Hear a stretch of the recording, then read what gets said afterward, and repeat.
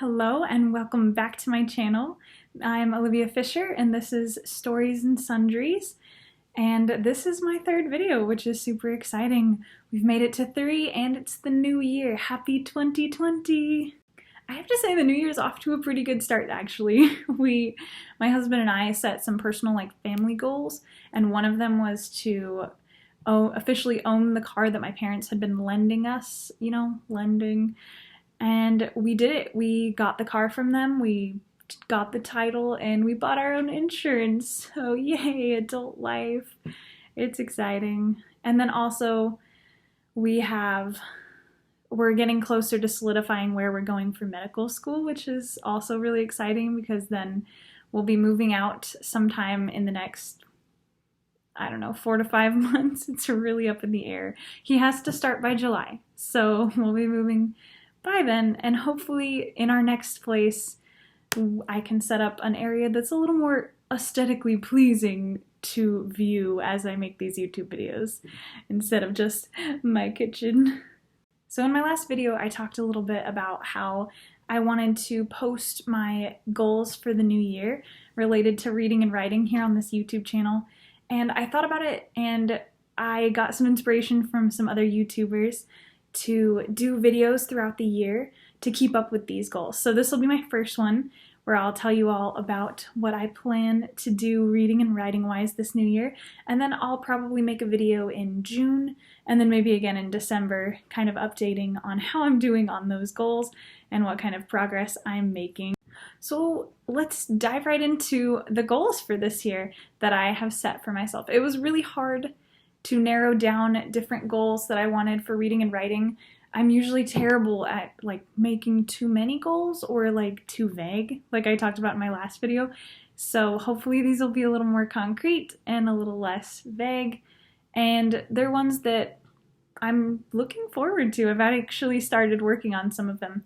So we'll do writing first because that's so much fun. I love my writing goals.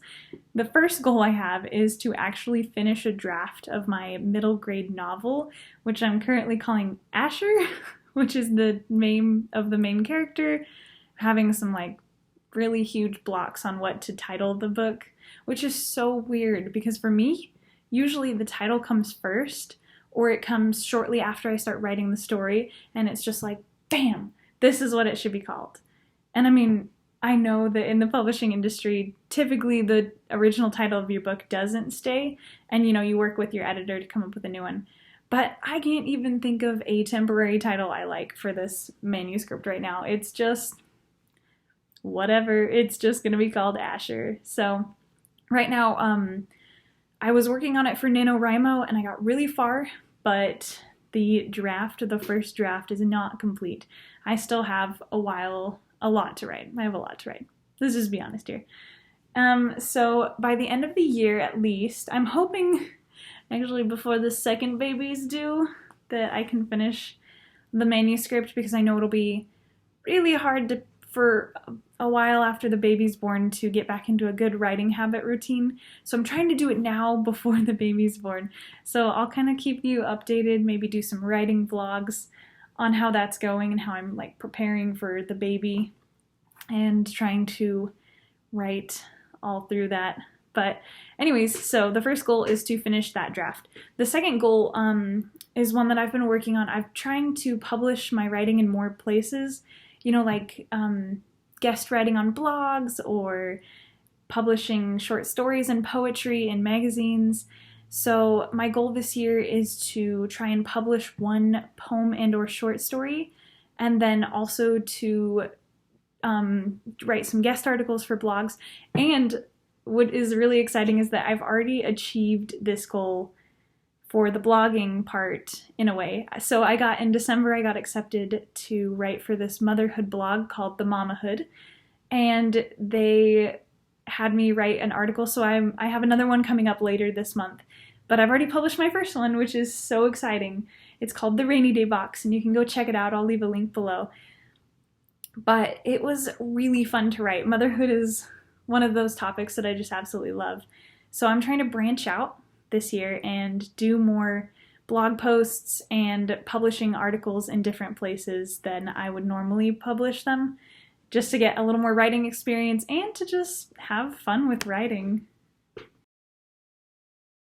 Another writing goal that I have is, it's kind of a weird one. It's not actually much to do with my physical writing, but more to do with like perfecting my writing, is to join the SCBWI, which if you've never heard of it before, which I didn't until just last year, it's the Society for Children's Book Illustrators and Writers. I think I may have mixed that up, but I'll leave a link for them below too. But they are a society where you can, talk to other authors, you get information about agents, and it's basically just a place where if you write children's books, which I love writing children's books, so if you write children's books, you can go and join this community that helps you further your writing success and, I don't know, do better at all of that. So I think it would be so great to join this year. And I've been kind of avoiding it because, you do have to pay a membership fee. And we've been trying to budget ourselves so hard with all of these medical school applications that I just haven't felt ready to jump in and do join the society, which is so sad. But so this year I'm gonna do it. It's gonna happen. I want to do it, and I'm gonna do it. So that's another one of my 2019 goals. Or I'm sorry, did I just say 2019? Like seriously? I meant 2020. So that's basically it for my writing goals. So on to my reading goals. Now, I went and did something kind of stupid, maybe. We'll see. But I always do those Goodread challenges every single year. And this year, I was like, I'm gonna set the bar lower. Like, I didn't even make my goal of 50 last year in 2019. I think I read 31 books. And granted, I didn't count all the picture books I read for my children's lit class because I was trying to read like novel length books. So I was only counting those last year. And I probably read more than 50 total. But yeah. Anyways, I only got to about 31 books that I recorded on Goodreads. And my goal was 50. So this year I was like, I'm gonna set the bar a little lower. And then I got there. And I was feeling that New Year's hype. And that blank box was calling for me. And I typed in 100. So my Goodreads goal this year is 100 books. So I started thinking about what exactly I want to read and how I want to define those 100 books this year. So I kind of broke them up into categories, and I'll share some of those with you. So I decided that this year I want to read 10 Newbery Medal winning books. Like I said, I like to write children's books, so I think it would be fantastic if I read some Newbery Medal winners. That way I can get an idea of more good books that are out there for children and kind of expand my horizon a little bit, but also to see what makes a good book good enough to win a Newbery Medal. And then I plan on reading 5 nonfiction books not about writing, cooking, or self-help. I'm terrible about wanting to read self-help books. I just have like a weird fascination with them. Maybe it's like the perfectionist type A personality that I have, but yeah, I can't help it. So I cut those out. So I said no cooking or self-help books. They have to be 5 nonfiction books of any other type. So if you have any recommendations, leave them below. I also want to read 5 children's book, like new children's books that aren't Newbery winners, just whatever's out on the market. And I'm really excited about this because every time I walk into Barnes & Noble, they always have like a million really good looking books. So that probably won't be very hard for me to find. But again, if you have suggestions, throw them in the comments below. I'm open to trying some new books this year. I also want to read 5 adult fictions. They can either be classic or modern. I kind of want to branch out and read some more modern adult fiction because I honestly, this is probably the hardest category for me to pick from, is that I struggle to find like adult fiction books that I really like. So I want to try and find some more that I can read and then I can turn around and recommend to people. So that's another one. And then I want to read 20 new picture books that I can share with my son because I have a little 2-year-old and he really likes reading. He loves nighttime reading. We sit down every night and we get out his books and he goes and picks them out. So I want to try and find 20 new picture books that are pretty great that I can share with you guys. And with him, obviously. Yeah.